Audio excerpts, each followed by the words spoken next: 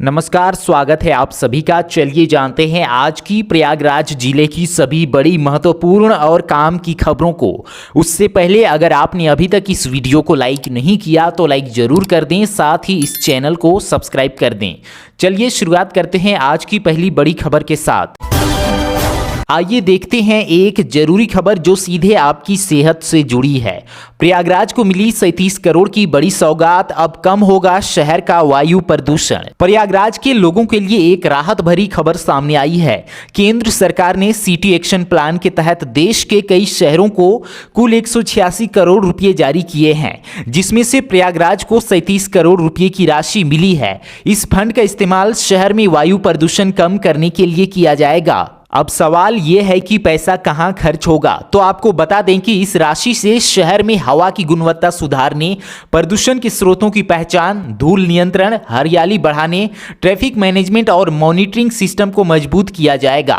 खासतौर पर उन इलाकों पर फोकस होगा जहां प्रदूषण का स्तर सबसे ज्यादा रहता है।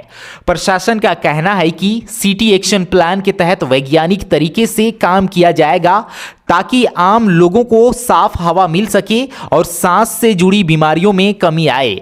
अगर यह योजना सही ढंग से लागू होती है तो आने वाले समय में प्रयागराज की हवा पहले से कहीं बेहतर हो सकती है। यानी साफ शब्दों में कहे तो 37 करोड़ सिर्फ पैसा नहीं बल्कि प्रयागराज के लोगों के लिए बेहतर सेहत और सुरक्षित भविष्य की उम्मीद है।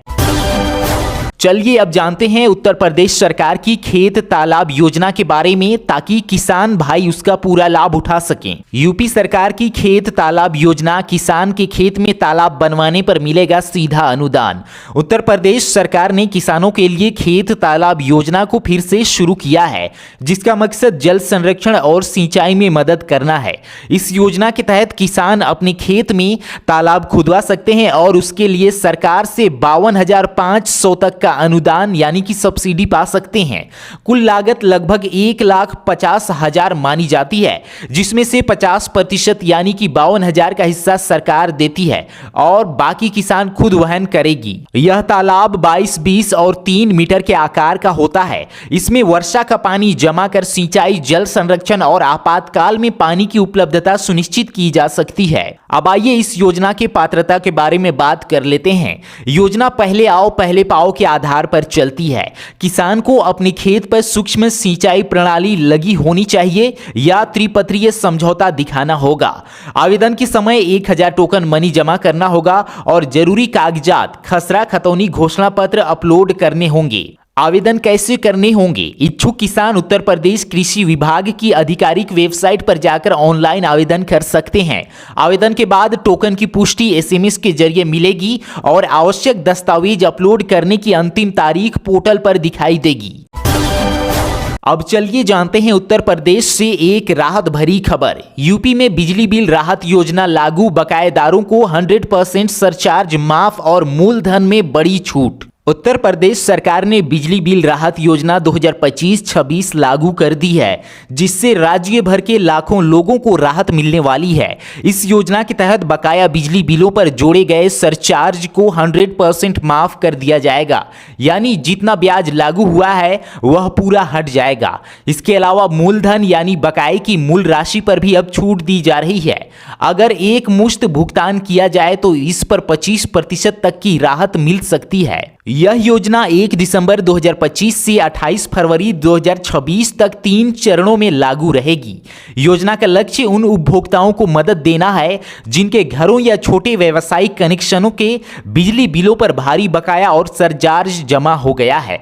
इसके तहत घरेलू उपभोक्ता 2 किलोवाट तक और छोटे वाणिज्यिक उपभोक्ता 1 किलोवाट तक इसका लाभ उठा सकते हैं। बकायेदार इस राहत का लाभ लेने के लिए यूपीपीसीएल की वेबसाइट, कंज्यूमर ऐप, जन सेवा केंद्र या स्थानीय कार्यालय पर पंजीकरण करा सकते हैं। पंजीकरण शुल्क 2,000 रुपये है, जिसे बाद में बिल में समायोजित किया जाएगा। इस योजना से न सिर्फ उपभोक्ताओं का बिल का बोझ कम होगा बल्कि बिजली विभाग की राजस्व वसूली में भी सहायता मिलने की उम्मीद है। चलिए अब जानते हैं प्रयागराज के मौसम का हाल। प्रयागराज में ठंड ने अब साफ तौर पर अपनी मौजूदगी दर्ज करा दी है। सुबह शहर घने कोहरे की चादर में लिपटा नजर आया, जिससे सड़कों पर दृश्यता काफी कम हो गई। कई इलाकों में हालात ऐसे रहे कि कुछ मीटर दूर तक देख पाना भी मुश्किल हो गया। कोहरे के साथ ठंडी हवाओं ने ठिठुरन बढ़ा दी है। सुबह काम पर निकलने वाले लोग, छात्र और वाहन चालक सबसे ज्यादा प्रभावित नजर आए। धीमी रफ्तार से चलती गाड़ियां और जगह जगह जाम जैसे हालात देखने को मिले। मौसम विभाग के मुताबिक आने वाले कुछ दिनों तक प्रयागराज में ठंड और कोहरा बना रह सकता है। न्यूनतम तापमान में गिरावट दर्ज की गई है, जिससे रात और सुबह की सर्दी ज्यादा चुभने लगी है। दिन में धूप निकलने पर थोड़ी राहत मिल सकती है, लेकिन सुबह शाम ठंड से बचाव जरूरी है। डॉक्टरों का कहना है कि इस मौसम में सर्दी, खांसी और बुखार जैसी समस्याएं बढ़ सकती है, इसलिए गर्म कपड़े पहने और जरूरत ना हो तो सुबह जल्दी बाहर निकलने से बचें। अब बात करते हैं एक ऐसे फैसले की जिससे प्रयागराज के गंगा पथ का भविष्य तय होगा। विवाद के बीच गंगा पथ की जिम्मेदारी सिंचाई विभाग को रखरखाव पर लिया गया बड़ा फैसला। प्रयागराज में गंगा पथ को लेकर चल रहे विवाद के बीच अब सरकार ने बड़ा कदम उठाया है। गंगा पथ के रखरखाव की जिम्मेदारी सिंचाई विभाग को सौंप दी गई है। इसका मकसद साफ है, गंगा किनारे बने इस महत्वपूर्ण पथ को सुरक्षित, व्यवस्थित और उपयोग के लायक बनाए रखना। अब सवाल उठता है कि यह फैसला क्यों जरूरी था। दरअसल गंगा पथ के निर्माण के बाद से ही इसके रखरखाव, मरम्मत और जिम्मेदारी को लेकर अलग अलग विभागों के बीच असमंजस की स्थिति बनी हुई थी। कहीं सड़क को नुकसान तो कहीं जल स्तर बढ़ने पर सुरक्षा को लेकर सवाल खड़े हो रहे थे। ऐसे में सिंचाई विभाग को जिम्मेदारी देकर सरकार ने स्थिति को स्पष्ट कर दिया है। सिंचाई विभाग अब गंगा पथ की संरचनात्मक मजबूती, बाढ़ की समय सुरक्षा, मरम्मत और नियमित देख रेख का काम करेगा।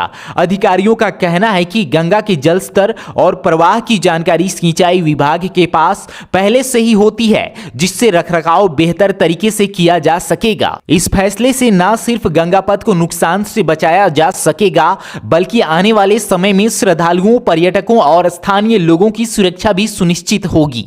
कुल मिलाकर विवाद के बीच लिया गया यह फैसला गंगा पथ को लंबे समय तक सुरक्षित रखने की दिशा में एक अहम कदम माना जा रहा है। अगली खबर, पेयजल संकट। प्रयागराज के कई इलाकों में लोग दूषित पानी पीने को मजबूर। प्रयागराज के कुछ हिस्सों में पानी की आपूर्ति को लेकर बड़ी लोगों की शिकायतें सामने आई है, जिसमें कहा जा रहा है कि घरों में पहुंच रहा पानी साफ नहीं है। कई इलाकों के निवासियों ने बताया कि नलों से निकला पानी गंदा, दूषित या मिट्टी जैसा आ रहा है, जिससे उन्हें रोजमर्रा के कामों और पीने के लिए सुरक्षित पानी की गंभीर कमी का सामना करना पड़ रहा है। स्थानीय लोगों का कहना है कि समस्या लगभग 2 महीने से चली आ रही है, बावजूद इसके विभागों द्वारा समाधान नहीं किया गया। उन्होंने जल निगम और सरकारी अधिकारियों को शिकायतें दी, पर फिलहाल समस्या जस की तस बनी हुई है। ग्रामों और कॉलोनियों के कुछ हिस्सों में तो नल का पानी इतना दूषित हो गया है कि लोग बोतल बंद या अन्य स्रोतों से पीने का पानी खरीदने को मजबूर हैं। इससे लोगों की रोजमर्रा की जिंदगी पर असर पड़ रहा है और स्वास्थ्य संबंधी चिंता भी बढ़ रही है। वहीं पहले भी अलग अलग इलाकों में दूषित पानी के मामले सामने आए हैं, जैसे कुआं का पानी पीने के कारण लोगों के बीमार पड़ने या मृत्यु की खबरें रही हैं। सरकार और जल विभाग को अब पाइपलाइन सुधार, वाटर ट्रीटमेंट और साफ पानी की आपूर्ति सुनिश्चित करने की सख्त जरूरत है, ताकि नागरिकों को सुरक्षित पेयजल मिल सके। और अब बात करते हैं एक नए फैसले की, जिसका सीधा असर प्रॉपर्टी खरीदने बेचने वालों पर पड़ेगा। प्रयागराज में नया सर्किल रेट जारी कर दिया गया है, लेकिन राहत की खबर यह है कि फ्लैट के मूल्यांकन में किसी भी तरह का बदलाव नहीं किया गया है। यानी जो लोग फ्लैट खरीदने की तैयारी कर रहे हैं, उनके लिए रजिस्ट्री का खर्च पहले जैसा ही रहेगा। हालांकि इस बार प्रशासन ने दुकानदारों को खास राहत दी है। बहुमंजिला इमारतों में स्थित दुकानों, खासकर भूतल के पीछे की दुकानों और ऊपर की मंजिलों पर बनी शॉप्स के मूल्यांकन में कटौती की गई है। पीछे की दुकानों को लगभग 15% तक की छूट मिलेगी, जबकि पहली और उससे ऊपर की मंजिलों की दुकानों को 25 से 40% तक मूल्यांकन में राहत दी गई है। दरअसल लंबे समय से व्यापारियों की मांग थी कि ऊपरी मंजिलों की दुकानों की बिक्री कम होती है, लेकिन सर्किल रेट ज्यादा होने से रजिस्ट्री महंगी पड़ी है। इसी को ध्यान में रखते हुए यह फैसला लिया गया है। प्रशासन का मानना है कि इस बदलाव से प्रॉपर्टी मार्केट में सुस्ती कम होगी, रजिस्ट्रेशन बढ़ेंगे और छोटे व्यापारियों को सीधा फायदा मिलेगा। अब बात करते हैं एक ऐसी सुविधा की जो माघ मेला 2026 में श्रद्धालुओं की सबसे बड़ी चिंता दूर करने वाली है। माघ मेला 2026 को लेकर संगम स्नान के बाद घर लौटना होगा आसान। प्रयागराज से चलेंगी 5 स्पेशल ट्रेनें। माघ मेला 2026 के दौरान संगम में स्नान के लिए आने वाले लाखों श्रद्धालुओं के लिए रेलवे ने बड़ी तैयारी की है। स्नान पर्व के बाद यात्रियों को स्टेशन पर भटकना ना पड़े, इसके लिए प्रयागराज से 5 स्पेशल ट्रेनें चलाने का फैसला लिया गया है। इन ट्रेनों का मकसद है भीड़ को नियंत्रित करना और यात्रियों को सुरक्षित और सुगम यात्रा उपलब्ध कराना। रेलवे के अनुसार ये स्पेशल ट्रेनें बिहार, मध्य प्रदेश और पूर्वी उत्तर प्रदेश की ओर जाने वाले प्रमुख रूट्स पर चलाई जाएंगी।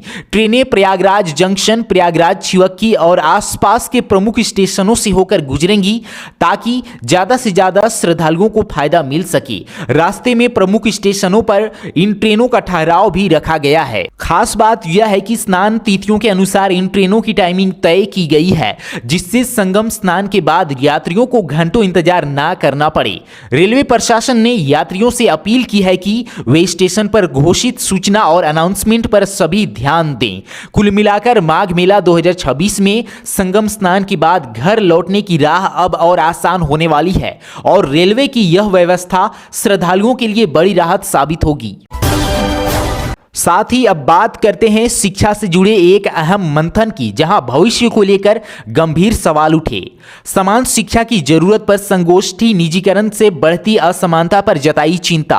प्रयागराज के संत रविदास मंदिर में समान शिक्षा व्यवस्था और मौजूदा चुनौतियों को लेकर एक संगोष्ठी का आयोजन किया गया। इस कार्यक्रम में शिक्षाविदों, सामाजिक कार्यकर्ताओं और बुद्धिजीवियों ने शिक्षा के निजीकरण पर चिंता जताते हुए कहा कि अगर यही रफ्तार रही तो समाज में शैक्षणिक विषमता और गहरी हो जाएगी। वक्ताओं ने कहा कि शिक्षा कोई व्यापार नहीं बल्कि समाज को आगे बढ़ाने का सबसे मजबूत जरिया है। निजी स्कूलों और महंगे कोचिंग संस्थान के बढ़ते प्रभाव से गरीब और मध्यम वर्ग के बच्चों के लिए समान अवसर पाना मुश्किल होता जा रहा है। इसका सीधा असर सामाजिक संतुलन और रोजगार की संभावनाओं पर पड़ रहा है। संगोष्ठी में इस बात पर जोर दिया गया है कि सरकारी स्कूलों और कॉलेजों को मजबूत करना, शिक्षकों की संख्या बढ़ाना और गुणवत्तापूर्ण शिक्षा तक हर बच्चे की पहुंच सुनिश्चित करना समय की सबसे बड़ी जरूरत है। साथ ही नई शिक्षा नीति के जमीनी असर पर भी चर्चा की गई। कार्यक्रम के अंत में वक्ताओं ने एक स्वर में कहा कि अगर देश को सही मायने में विकसित बनाना है तो शिक्षा को सबके लिए समान और सुलभ बनाना होगा। अगली खबर, डीएफसी ब्रिज पर काम करते वक्त फिसला पैर, यमुना ने छीन ली युवक की जान। प्रयागराज से एक दर्दनाक खबर सामने आई है। डीएफसी रेलवे ब्रिज पर निर्माण कार्य के दौरान एक युवक का संतुलन बिगड़ गया और वह सीधे यमुना नदी में गिर गया। नदी का तेज बहाव होने के कारण युवक को बचाया नहीं जा सका। घटना के तुरंत बाद मौके पर मौजूद मजदूरों ने शोर मचाया और पुलिस को सूचना दी। प्रशासन ने एसडीआरएफ और गोताखोरों की टीम को कर सर्च ऑपरेशन शुरू कराया। कई घंटों की तलाश के बाद युवक का शव नदी से बरामद किया गया। जानकारी के मुताबिक युवक ब्रिज पर ऊंचाई पर काम कर रहा था। प्रारंभिक जांच में सामने आया है कि सुरक्षा इंतजाम पर्याप्त नहीं थे, जिससे हादसे का खतरा बढ़ गया। घटना के बाद परिजन मौके पर पहुंचे, जहां माहौल गमगीन हो गया। पुलिस ने शव को पोस्टमार्टम के लिए भेज दिया है और पूरे मामले की जांच शुरू कर दी गई है। प्रशासन का कहना है कि अगर किसी तरह की लापरवाही पाई गई तो जिम्मेदारों के खिलाफ सख्त कार्रवाई की जाएगी। यह घटना फिर से याद दिलाती है कि निर्माण स्थलों पर मजदूरों की सुरक्षा सबसे बड़ी प्राथमिकता होनी चाहिए।